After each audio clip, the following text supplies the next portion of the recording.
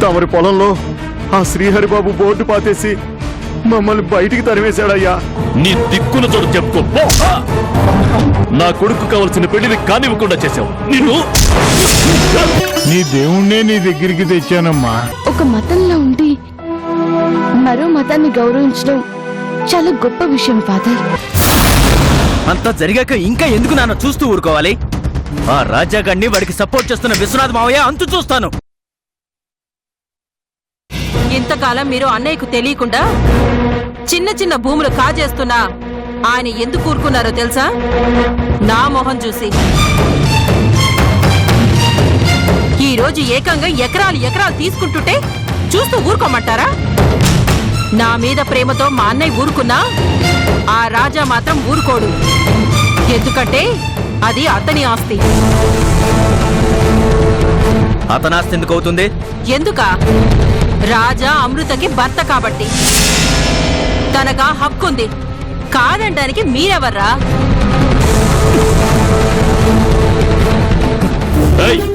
నువ్విక్కడ నా భారీగా బతుకుతున్నావా లేక మీ అన్నకి చెల్లెలుగా బతుకుతున్నావా? నీ మొగుడికి అవమానం జరిగితే నీకు బాధగా లేదా? తప్పులు మీరు చేసి ఎవరినో అంటే ఎలాగండి? ఈ రోజు అవమానం చేశారని బాధపడే కంటే తప్పుడు పనులు చేయకుండా మీ పనులు మీరు చేసుకుంటే ఈ పరిస్థితి వచ్చేది కాదుగా. నా అన్న సమర్థుడైన అల్లుణ్ణి సంపాదించుకున్నాడు. ఇంతకాలం మీరేం చేసినా అడిగేవాళ్లు లేకపోయారు. కానీ ఇప్పుడు ఆ రాజా వదిలిపెట్టడు. తేడా వస్తే తాట తీస్తాడు. అందుకే మీ ప్రవర్తన మార్చుకుంటే అది మీకే మంచిది. ఇదేంటి నాన్న మాట్లాడితే అమ్మ రాజాగాడికి సపోర్ట్ చేస్తుంది? అసలు మనం వాడిని చేయలేమా? ఎందుకు చేయలేరా? చేస్తాం. అదను చూసి దెబ్బ కొడితే ఆ రాజాగాడు కూడా వాడి మొదటి పెళ్ళం దగ్గరికే పోతాడు. చెప్తా.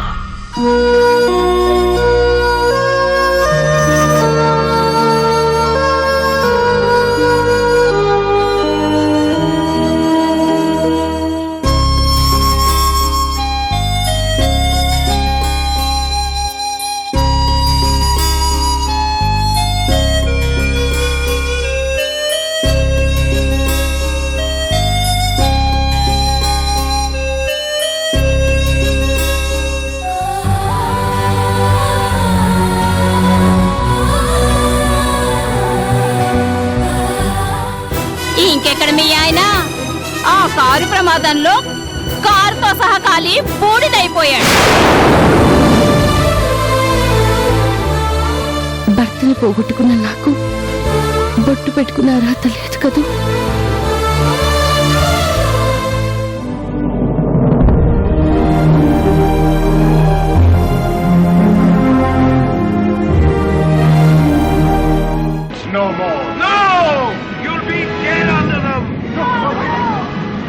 The Lord of Hosts will do battle for us.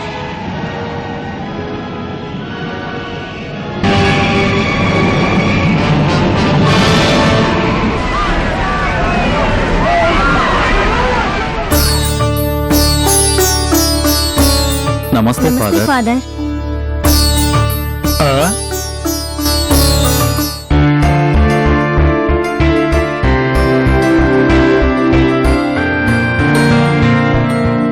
అరే లక్ష్మి, వంశీ, ఏమిటిది? మీరిద్దరూ పెళ్లి చేసుకున్నారా? నేను చూస్తున్నది కళా నిజమా? అవును ఫాదర్, మేమిద్దరం పెళ్లి చేసుకున్నాం.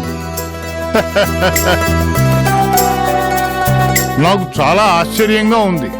మీరిద్దరూ పెళ్లి చేసుకోవడం ఏమిటి? ఒకళ్ళంటే ఒకళ్ళకి పడేది కాదుగా, ఎప్పుడూ కీచులాడుకుంటూ ఉండేవారుగా.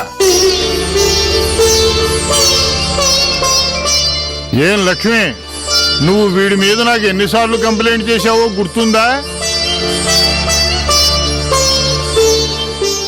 ఎరా, నువ్వు మాత్రం తక్కువ తిన్నావా? లక్ష్మి ఎక్కడుంటే నేను పని చేయను అన్నావు కదా. అప్పుడేదో అలా జరిగిపోయింది ఫాదర్. అప్పుడు ఇష్టం లేని లక్ష్మి ఇప్పుడు నీకు ఇష్టమైంది, నీకు భార్య అయింది, అంతేనా? బాగుంది. ఏమైతేనే చక్కగా పెళ్లి చేసుకున్నారు. ఒకళ్ళనొకళ్ళు అర్థం చేసుకుని హాయిగా ఉండండి. మమ్మల్ని ఆశీర్వదించండి ఫాదర్. లేవండి, నా ఆశీస్సులు కాదు, అదిగో ఆ ప్రభు ఆశీస్సులు కూడా తీసుకోండి. అలాగే ఫాదర్. అలాగే ఫాదర్.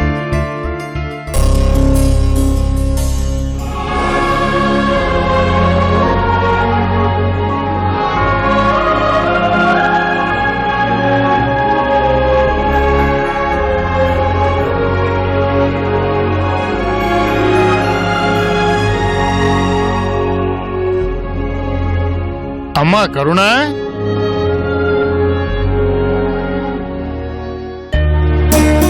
ఫాదర్ ఒక్క నిమిషం.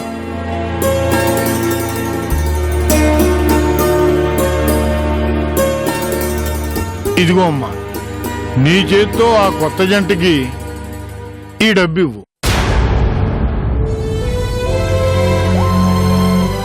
వద్దు ఫాదర్. అదేంటమ్మా? నా చెయ్యి మంచిది కాదు ఫాదర్. ఆ జంట 10 కాలాల పాటు బాగుండాలంటే నేను ఇవ్వకూడదు. మీలాంటి మంచి మనసున్న వాళ్ళ చేతుల మీదుగా ఇవ్వడమే మంచిది. పర్వాలేదమ్మా, నువ్వివ్వు. వద్దు ఫాదర్. శుభమా అని పెళ్లి చేసుకున్న వాళ్ళకి భర్త పోయిన నా చేత్తో ఇవ్వడం శుభం కాదు. నా మాట విని మీ చేత్తోనే ఇవ్వండి ఫాదర్, ప్లీజ్. సరే,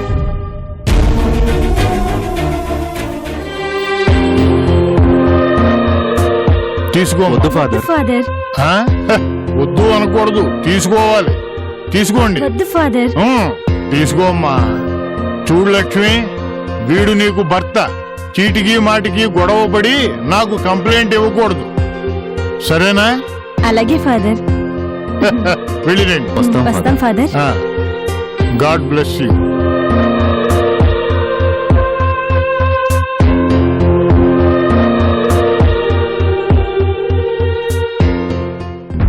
చూసావా కరుణ, ఆ ప్రభువు ఎవరెవరికి ఎలా రాసిపెట్టి ఉంటాడో. ఈ మనిషికి ఈ మనిషి తోడు అని ఆలోకంలోనే ప్రభువు రాసి పెడతాడు. లేకపోతే వీళ్ళకి పెళ్లి కావడం ఏమిటి? పిల్లి ఎలుకలా పోట్లాడుకునేవారు. ఒకళ్ళ మీద ఒకళ్ళకి కోపం, ద్వేషం ఉండేది. చిన్నదానికి కీచులాడుకుని నా దగ్గరికి తగువు తీర్చమని వచ్చేవారు. అలాంటిది నేను వీళ్ళు పెళ్లి చేసుకుంటారని ఊహించనే లేదు. అంతేనమ్మా, నిజమైన ప్రేమ ద్వేషం నుంచే పుడుతుంది. ముందు మనిషిలోని చెడుని చూసేశాక ఆ తర్వాత మంచి బయటపడుతుంది. చెడు తర్వాత కనిపించే మంచి ఎప్పుడూ శాశ్వతంగా ఉంటుంది. ఇక ఆ జంట ఎప్పటికీ విడిపోదు.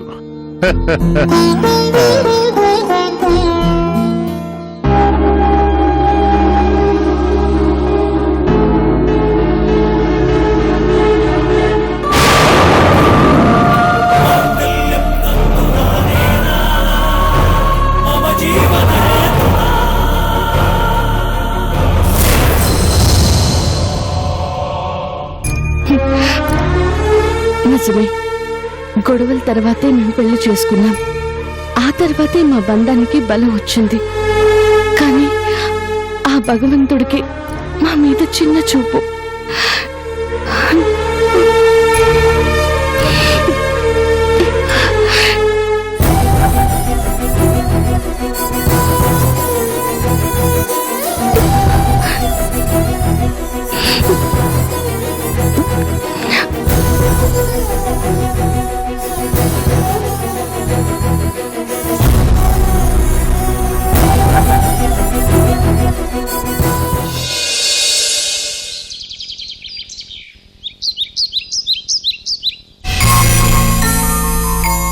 అలాగే ఆ ఏర్పాట్లన్నీ దగ్గరుండి చూసుకోండి. ఏది లోటు రాకుండా ఉండాలి. ఓకే, నేను హాస్పిటల్కి వచ్చాక ఫోన్ చేస్తాను. అప్పుడు వచ్చి డీటెయిల్స్ చెప్పండి. ఓకే?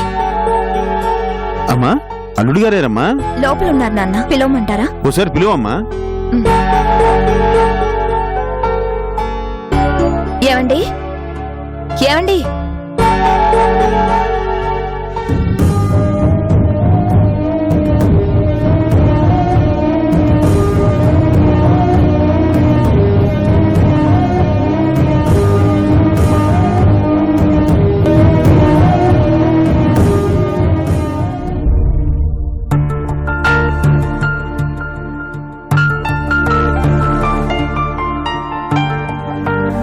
మావయ్య గారు కూర్చో బాబు కూర్చో.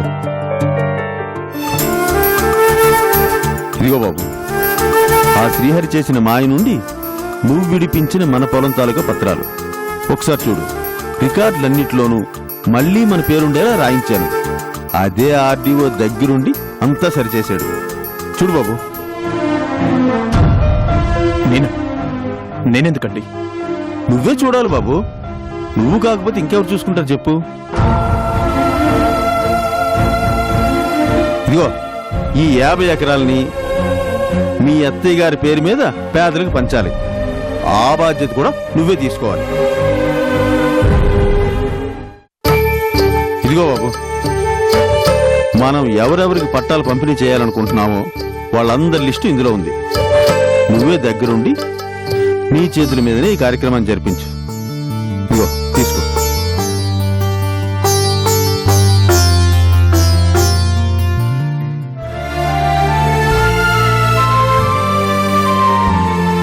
మీ అత్తయ్య ఏ లోకంలో ఉందో గాని తను నిజంగా చాలా సంతోషిస్తుంది.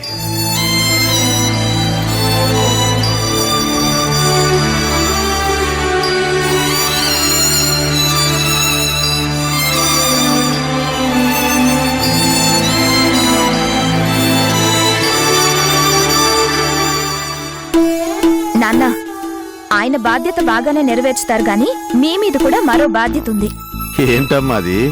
మన హాస్పిటల్లో తల్లి బిడ్డల కోసం ప్రత్యేకంగా ఓ వార్డు ఓపెన్ చేయాలనుకున్నాం కదా. అవునమ్మా. అది రెడీ అయింది నాన్న. రేపది ఓపెన్ చేయాలి. మీరు దగ్గరుండి ఆ పనులని మీ చేతుల మీద జరిపించాలి. అలాగేనమ్మా. దానికేం భాగ్యం, తప్పకుండా చేద్దాం. ఏవండి, ఆ ఫంక్షన్ కి మీరు రావాలి. ఫంక్షన్ కి ముఖ్యమైన వాళ్ళు చాలా మంది వస్తున్నారు. వాళ్ళందరికీ మిమ్మల్ని పరిచయం చేయాలి. నేనెందుకు అమృత? నువ్వు లేకపోతే ఎలా రాజా? నువ్వు ఈ ఇంటి అల్లుడివి. నువ్వు లేకుండా ఏదైనా జరుగుతుందా? బాలే వాడివయ్యా. అన్నట్టు ఆ కొత్త వాడికి ఓ పేరు కూడా పెట్టానండి. అదేం పేరు చెప్పుకొని చూద్దాం.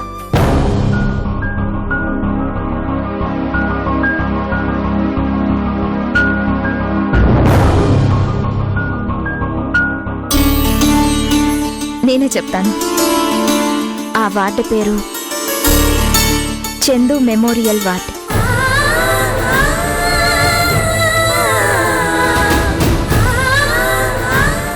చందు పేరా? అవును. ఒక మంచి పేరు పెట్టాలనుకున్నాను. వెంటనే ఈ పేరు గుర్తుకొచ్చింది, పెట్టేశాను. చాలా మంచి పని చేసావమ్మా. వెంటనే ఏర్పాట్లే చేసుకోవాలి. పద. గుర్తుపెట్టుకోండి, రేపు మీరు నాన్న ఏ పనులు పెట్టుకోకండి. మనం అందరం రేపు హాస్పిటల్ దగ్గరే ఉండాలి. ఆ ఫంక్షన్ గ్రాండ్ గా జరిపించాలి. సరేనా? నేను హాస్పిటల్కి వెళ్ళొస్తానండి. అలాగే. వెళ్ళొస్తాను నాన్న.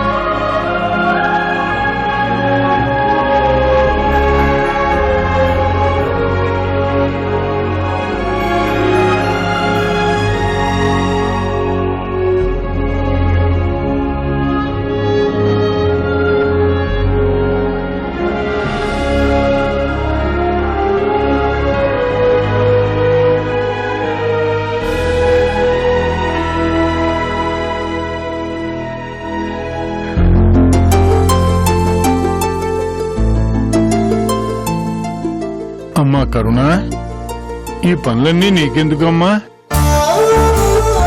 నాకెందుకేంటి ఫాదర్? ఇది నా పని. ఈ హాస్పిటల్, ఇందులో పనిచేసేవాళ్ళు, ఇక్కడికి ట్రీట్మెంట్కి వచ్చేవాళ్ళు, మీరు అందరూ నా వాళ్ళే. ఇక్కడున్న అన్ని పనులు నావే. నిస్వార్థమైన ప్రేమను చూపించే మనిషిని ప్రభువు తన వారసుడుగా ప్రకటిస్తాడు కరుణ. ప్రభువు ఎప్పుడూ సాటి మనిషిని ప్రేమించమన్నాడు. అది నీ మనసులో జీర్ణించుకున్నావు.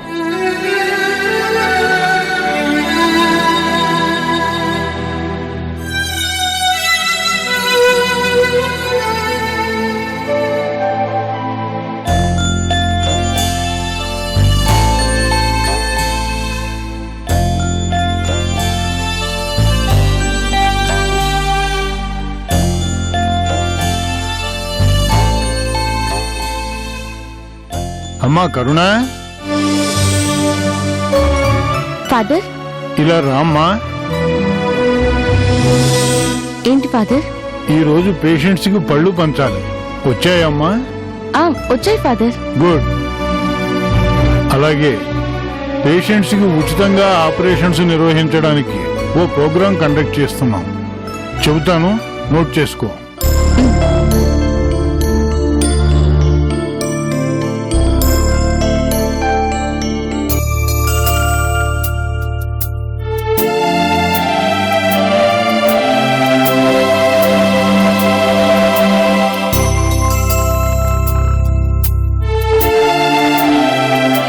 ఎక్స్క్యూజ్ మీ ఫాదర్, రండి. ఈ ఇన్విటేషన్ మీకు ఇమ్మని అమృత గారు పంపించారు ఫాదర్. Okay, thank you. ఉంటాను ఫాదర్.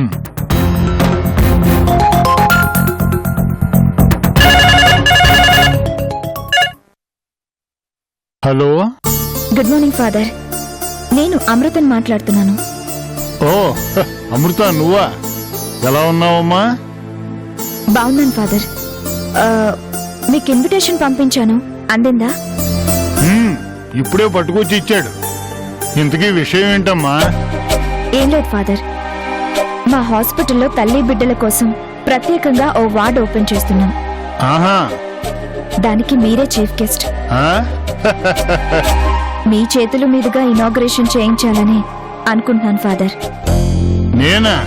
అవును ఫాదర్, మీరే ఇనాగ్రేట్ చేయాలని మీ పేరున ఇన్విటేషన్స్ వేయించి ఊరంతా పనిచేశాను కూడా. నేనెందుకమ్మా? ఎవరైనా పెద్దవాళ్ల చేత ఇనాగ్రేట్ చేయిస్తే బాగుంటుంది కదా. మీకంటే పెద్దవాళ్ళు ఎవరున్నారు ఫాదర్? మీ చేతుల మీదుగా ఎంతో మందికి ప్రాణదానం చేశారు, ఎంతో మంది జీవితాలు నిలబెట్టారు. నిస్వార్థమైన ప్రేమని పంచే మీకంటే గొప్పవాళ్ళు, మంచివాళ్ళు ఎవరున్నారు చెప్పండి? పైగా మాలాంటి ఎంతో మంది డాక్టర్స్ మీ దగ్గర చాలా విషయాలు నేర్చుకున్నాం.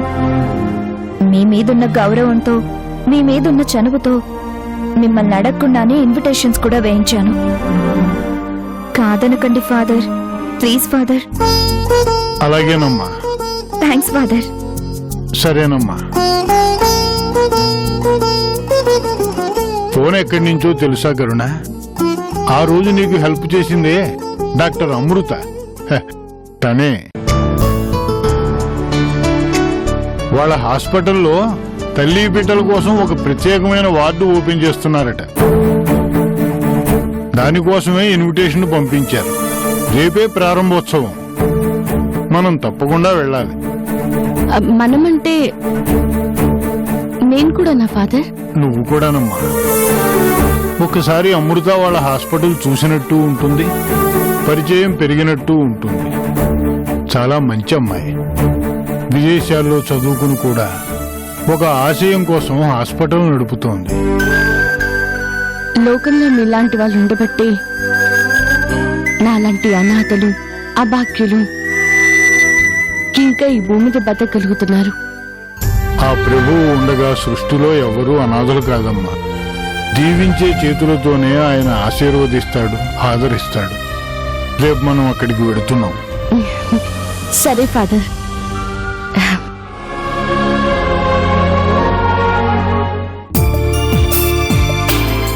ఏంటి విశ్వనాథ్ గారు, ఇంత ఖర్చు పెట్టి కొత్త బ్లాక్ మళ్ళీ కట్టించారు? అవునండి, తల్లి బిడ్డల కోసం ప్రత్యేకంగా ఒక బ్లాక్ కట్టించాలని మా అమ్మాయి కోరిక. అందుకే కట్టించాము. మీరు మీ అమ్మాయి చేస్తున్న సేవలు మర్చిపోలేనివి. ఇక్కడ ప్రజలందరూ సుఖంగా ఉంటున్నారంటే అది మీ తండ్రి కూతుళ్ళ చలవే. మాదే ఉందండి. అంతా దేవుడి దయ, మీ అందరి ప్రేమాభిమానాలు. Okay, I call you back. ఇప్పుడే వస్తాను. అలాగే.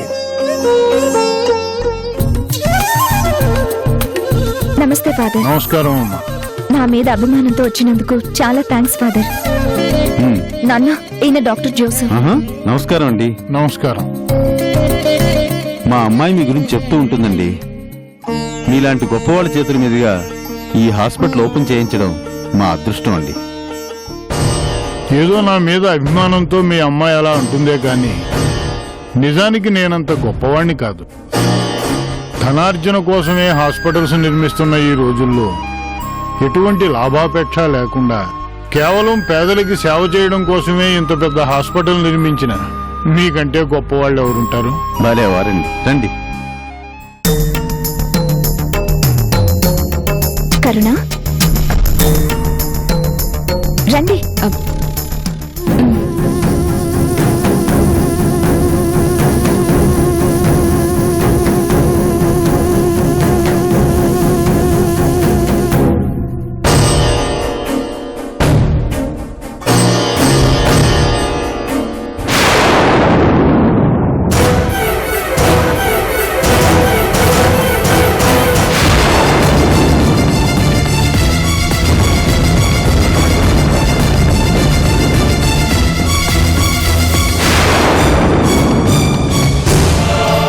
చందు మెమోరియల్ వాటా?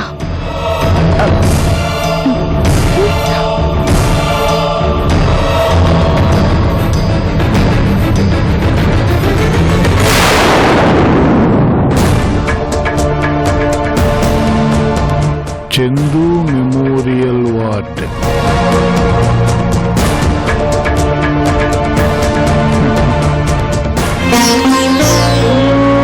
అమ్మా, చెప్పండి ఫాదర్. ఈ చందు ఎవరమ్మా? తను మా వారికి మొదటి భార్య ఫాదర్. వాట్? మీ వారి మొదటి భార్య? అవును ఫాదర్. ఆమె పేరు మీద ఒక బ్లాక్ ఓపెన్ చేశారా? అవును ఫాదర్. ఎందుకంత ఆశ్చర్యంగా అడుగుతున్నారు? ఆశ్చర్యంగానే ఉందమ్మా. అసలు ఇది ఎలా సాధ్యపడిందా అని ఆశ్చర్యంగా ఉంది. ఏ ఫాదర్, అలా చేయకూడదా? అది కాదమ్మా, ఈ రోజుల్లో కూడా ఇంత బ్రాడ్ గా ఆలోచించే వాళ్ళు ఉంటారా అని. మిగతా వాళ్ళ సంగతి నాకు తెలియదు ఫాదర్, కానీ మా వారికి తన భార్య చందు అంటే చాలా ఇష్టం.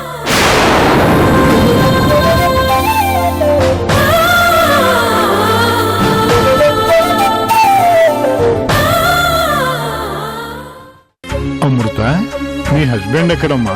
1 minute ఫాదర్. ఏమండి?